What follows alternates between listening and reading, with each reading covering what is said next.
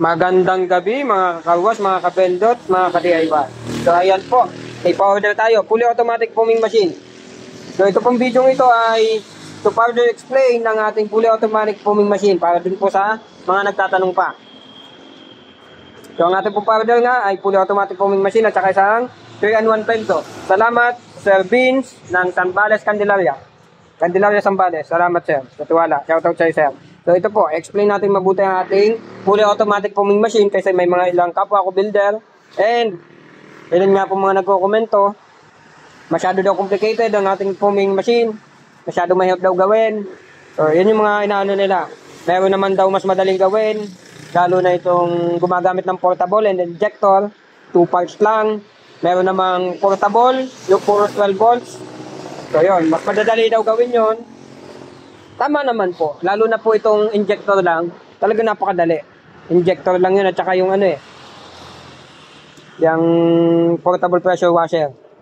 Pero ito po, tinatanong nga, bakit hindi na lang daw yun ang gawin ko? Meron naman daw ganun, mas madali. Kasi nga, medyo mahirap talagang gawin ang ating foaming machine, fully automatic foaming machine. Sa tank pa lang po, kailangan talaga ng medyo talent, lalo na sa pag-welding. Kasi hindi pwede magkakasingaw yan. So, bakit daw ito pa rin ang pinipili ko? Kasi po, sa isang dahilan lang po, isang dahilan lang. Kasi, isang dahilan lang po yun, which is consumption. Lahat po siya ay tungkol sa consumption. Kasi ang ilalamang po nitong aking ito ay consumption talaga. Yung lahat na. Nandun na po tayo sa madaling gawin yung kanila. Ito po ay mukha lang complicated, mukha lang mahirap gawin. Pero pagdating po sa consumption, ay panlaban po ito. In terms of electricity po, napakatipid. Napakatipid sa consumption ng kuryente. In terms of tubig at saka sabon, consumption ng tubig at sabon, lalong mas panlaban po sa katipiran. So, explain ko po yan sa inyo later. So, bakit ko po nasabing tipid sa kuryente? Yan. Makikita nyo po mamaya, mayroon tayo nilagay na watt meter. Ang tanging malakas pong mataas na wattage dyan ay itong ating air compressor. Although 890 sa description niya, 890 watts. Pero pumapalo lang yan sa 700 plus, 750, ganyan. 1 HP, mga ganon. Then, ang magiging kapartner nyo mamaya ay solenoid bulb lang na dalawang block. So, papalo lang yan sa mga 800 watts. Mga ganon lang po. Kasi ito naman po ay 1 segundo lang tatakbo. 1 seconds. Ganun po kabilis. And, paliwanag po natin sa consumption. Kung bakit napakatipid. Yun nga po, sa kuryente, nasa 800 watts lang. Pero mas matipid po yung portable yung gumagamit ng 12 volts. Sa totoo lang po. Yun naman po ay tama. Mas matipid. Pero i-compare nyo naman po doon sa gumagamit ng pressure washer na portable. Yun po ay pumapalo sa 2,000 watts. Doon pa lang po. Doble na ang consumption, 2,000 watts. Yung iba pa nga ay 3,000 watts. So, syempre, kailangan na mas magandang portable, mas mataas ang wattage, mas maganda, para mas mapaganda ang bulanon. Yun po ang kaibahan. Imagine po, times 2 na agad sa 2,000 watts, pag nag 3,000 watts pa, times 3 na agad, consumption pa lang ng kuryente. So, ito po ay hindi ko sinasabi para siraan po yung mga ganung uri ng machine. Ine-explain ko lang po kasi dun po sa mga nagtatanong, bakit ito pa rin ang aking pinili. Kapwa ko builder, nagtatanong, yung ibang user, yung ibang bumibili, nagtatanong kung bakit ito ang pinili ko at hindi yun ay mas madaling gawin yung mga yun. So, yun. So, mukha daw mas matipid. Lalo na si portable, matipid daw. Matipid kasi 12 volts na mga pyesa. Yan. Kukumpare din po natin.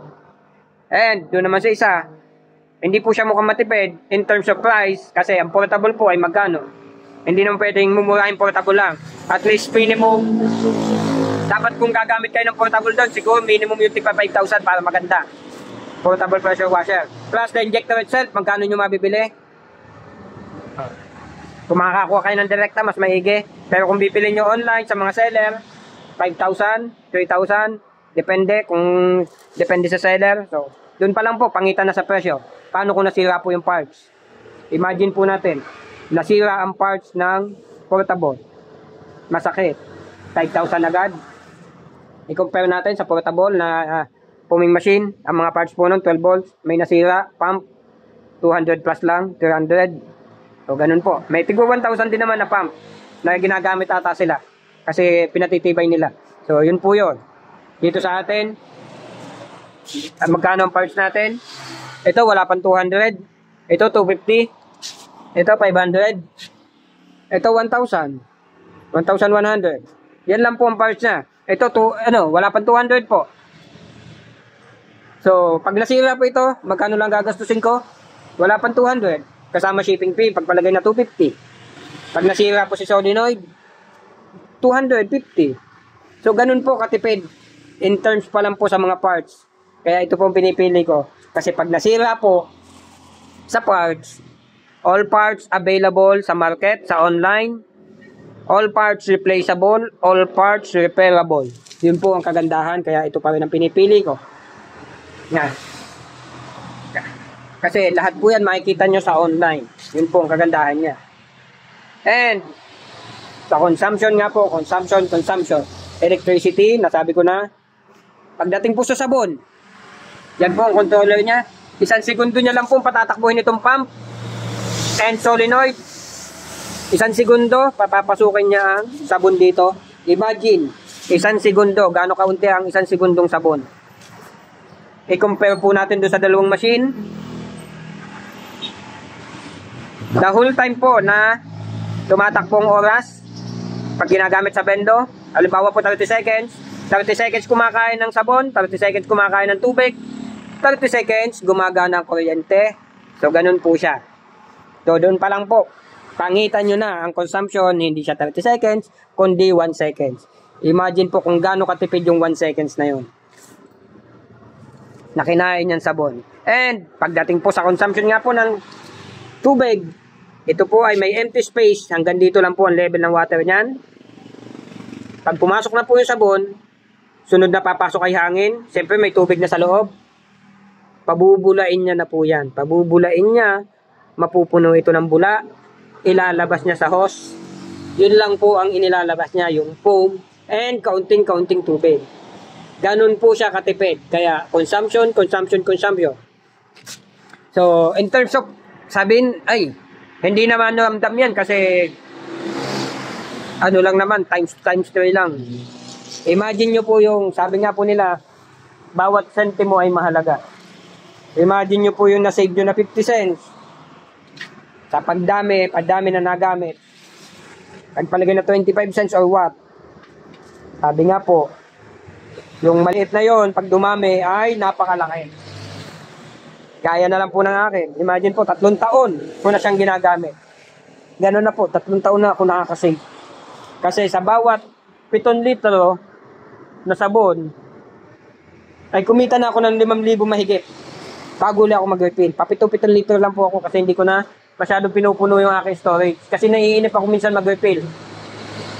Gusto ko kasi napipisita ko rin siya paminsan-minsan. And pag naka 20,000 akong income, mauubos na yung isang timplahan ko. Ginagawa ko kasi 20 liters yung ino-order sa Lazada na 17 or 18 liters. Sinasakto ko na po yung 20 liters. Hindi ko na siya sinusunod yung 17 at 18 na yun. So, kumita ako ng 20,000, naubos yung isang set ng sabon. Ganun po siya katipid. Magkano lang yung isang set na timplahan na yun? 300 to 400, ganyan. 400 lang po ang consumption. Ngayon po, tingnan nyo po doon sa mga gamit yung machine. Compare nyo po. Hindi po sa para siraan sila ha. Sinasagot ko lang po ang tanong. Ngayon po, doon sa may mga machine na builder na gumagana ng ganong machine, explain nyo na lang po yung part nyo. Ipaliwanag nyo sa kanila kung paano nyo sila makukonvince. Kasi po ito yung way ko to convince them na ito yung consumption ng aking machine. And kung bakit ito ang dapat nilang piliin. Ngayon, i-discuss nyo rin po sa kanila kung bakit yung machine nyo ang dapat nilang piliin. Hindi naman po tayo para magsiraan. Kasi ayoko naman po ng ganun. Sinasagot ko lang po yung mga katanungan. Kasi ang dami na po nagtatanong. Ngayon lang po ako sumagot na ayoko direct ang sagutin sila ng ano. Sabi ko nga doon sa isa nadanas ko na kasi nagamitin lahat yan.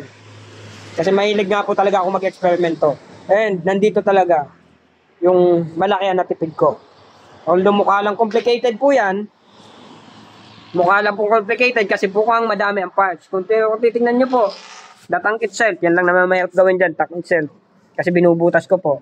Pero consider as one part, si tank. Itong pump, solenoid valve na puti, solenoid valve na black, solenoid valve na black. 4. May isang controller. Tapos kasi mga saksakan lang naman to. Kasi ito po, nagko-control ng lahat ng yan. Yung ating relay na yan. Kung tutusin po, 5 parts. Pang-anim yung tank. And, napakadali identify ko kung anong sira. Imagine po, halimbawa, nakita nyo, lumalabas lang ay tubig, matubig, tapos tumutulak lang. Di ibig sabihin, may hangin, may tubig. Nawawala po ay sabon. So, dito kayo may problema. Ibig sabihin po, either man sa dalawa, pero ito po, hindi basta-basta nasisira, maaaring hindi po ito natulak o hindi nahigop. Ganun lang po, or may bara, or stock. Ganun lang po kasimple. Napakadali pong malaman na sabon lang ang problema.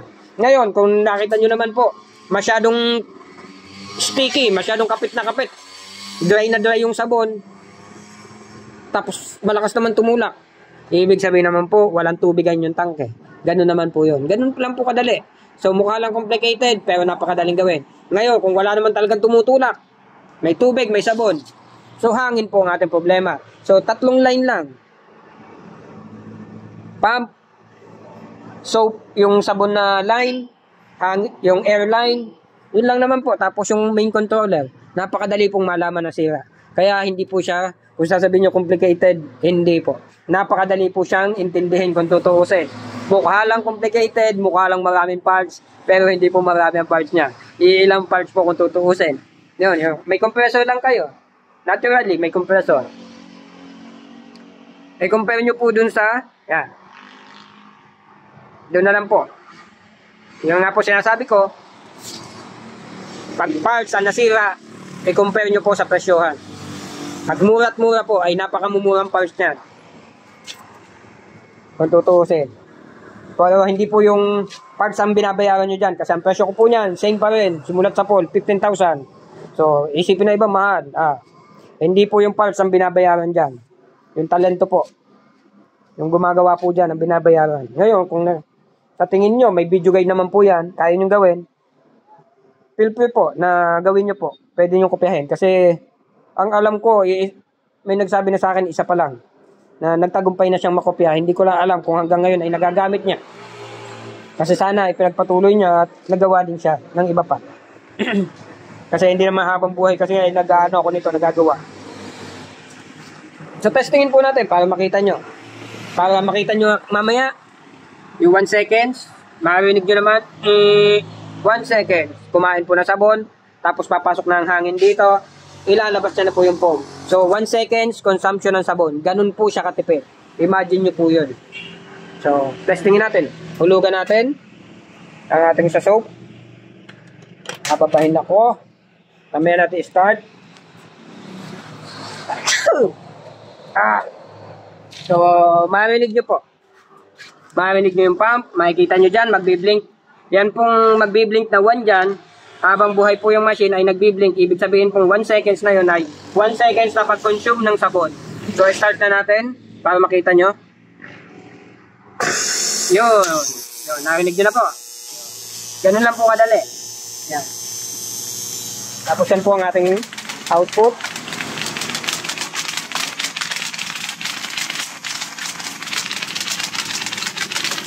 So, ang ginagamit ko po, 40 seconds. Dati po, 1 minute pa nga eh. Kasi, same naman po. Kahit pa 1 minute yan, 2 minutes, 1 seconds pa rin kakain ng sabon. Yun po ang kagandahan niya. Kapit na kapit po yan. So, patapos na natin oras.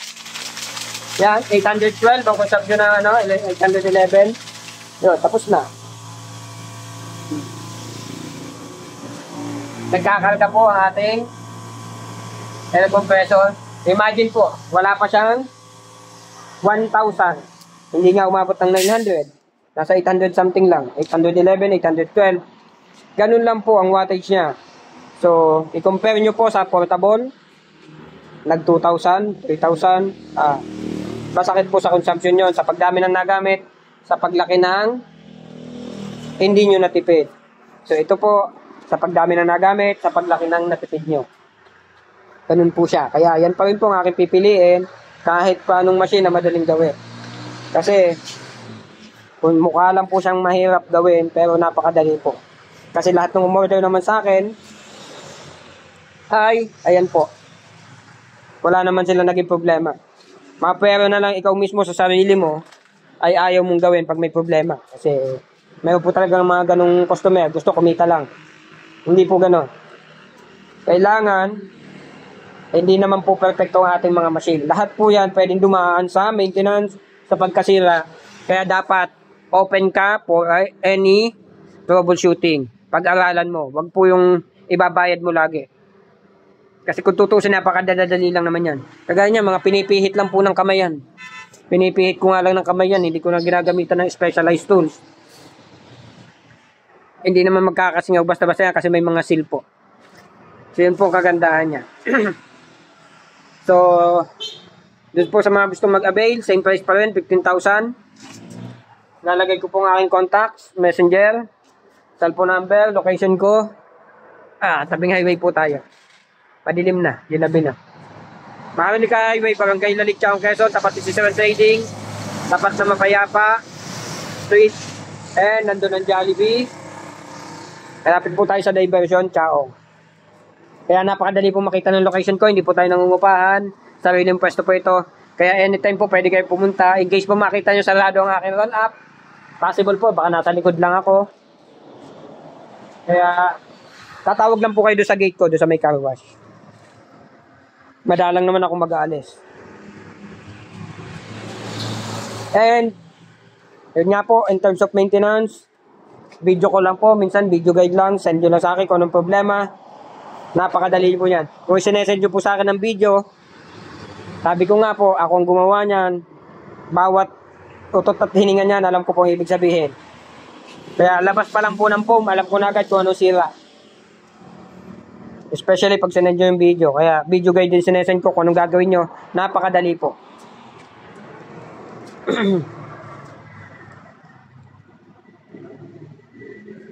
So yan po. Pasensya na po doon sa may mga nagagawa, mga fabricator din, ng mga foaming machine. Explain nyo na lang po kung paano nyo makukonvince ang ating mga kliyente. Yan naman po ay hindi tayo para magsiraan. Sinagot ko lang po yung kailangan kong masagot. So, ito po ang order ni sir. Yan. Yung 2-in-1 niya. Yung kanyang splitter para sa Airbendo. Yan po ngayon kasama. All hose included na po. Ikakabit niya na lang yan. Tapos lalagyan ko po yan ng mga palatandaan para hindi siya malilito. Napakadali po. Lalagyan po yan ng mga marker kung anong may mga code po para alam niya kung saan ikakabit. Ganun po siya kadali. Kaya hindi po siya maliligaw. Salamat kay Sir Vince ng Candelaria Zambales. Shout out ulit sa sir.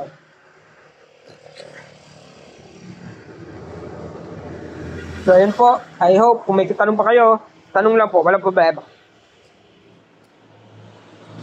Yun lamang, mga kawas, mga kabendot, mga kadiriwan. Salamat po. Please like, subscribe, and click the bell. Thank you.